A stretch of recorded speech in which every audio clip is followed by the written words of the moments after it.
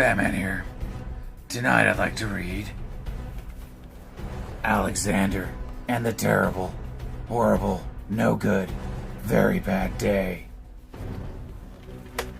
It's a classic.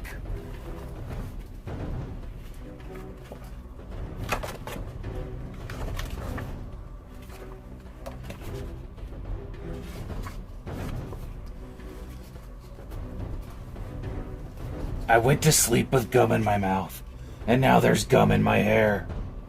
And when I got out of bed this morning, I tripped on the skateboard and by mistake, I dropped my sweater in the sink while the water was running, and I could tell it was going to be a terrible, horrible, no good, very bad day.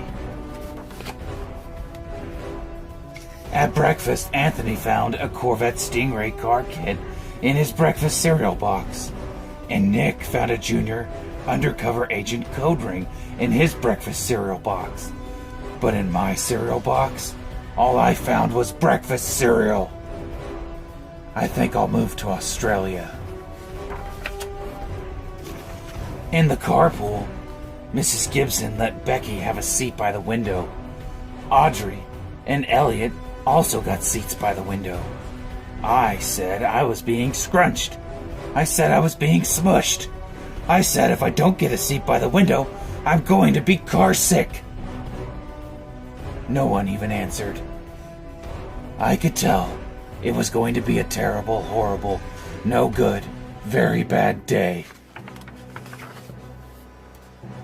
At school, Mrs. Dickens liked Paul's picture of the sailboat better than my picture of the invisible castle.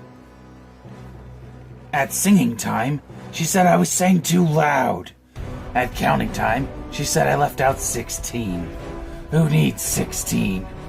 I could tell it was going to be a terrible, horrible, no good, very bad day. I could tell because Paul said I wasn't his best friend anymore. He said that Philip Parker was his best friend and that Albert Moyo was his next best friend, and I was only his third best friend. I hope you sit on a tack, I said to Paul. I hope the next time you get a double-decker strawberry ice cream cone, the ice cream falls off the cone part and lands in Australia.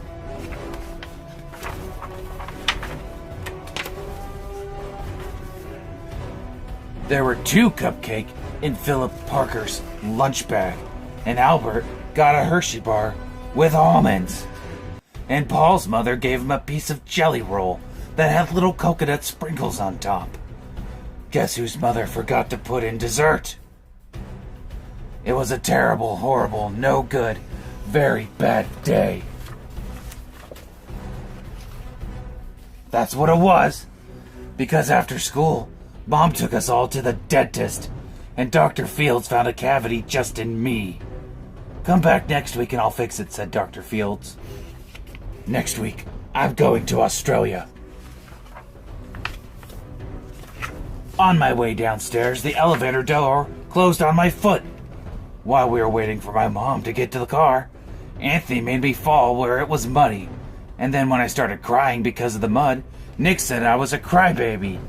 And while I was punching Nick for saying crybaby, my mom came back to the car and scolded me for being muddy and fighting. I'm having a terrible, horrible, no good, very bad day, I told everybody. No one even answered. So then we went to the shoe store to buy some sneakers. Anthony chose white ones with blue stripes. Nick chose red ones with white stripes. I chose blue ones with red stripes. But then the shoe man said we're all sold out. They made me buy plain old white ones, but they can't make me wear them. When we picked up my dad at his office, I couldn't play with his copying machine, but I forgot. He also said to watch out for the books on his desk, and I was careful as could be, except for my elbow. He also said don't fool around with his phone, but I think I called Australia. My dad said please don't pick him up anymore.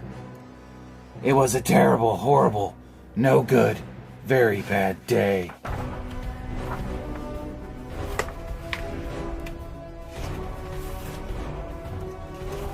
There were lima beans for dinner, and I hate lima beans.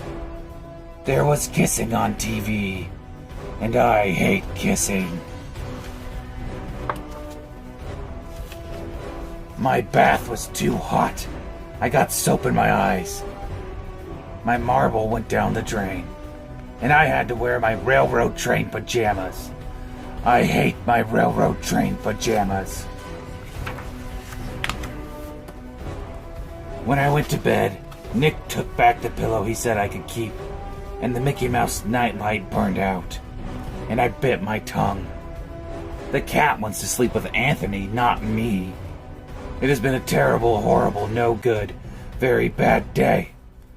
My mom says some days are like that. Even in Australia.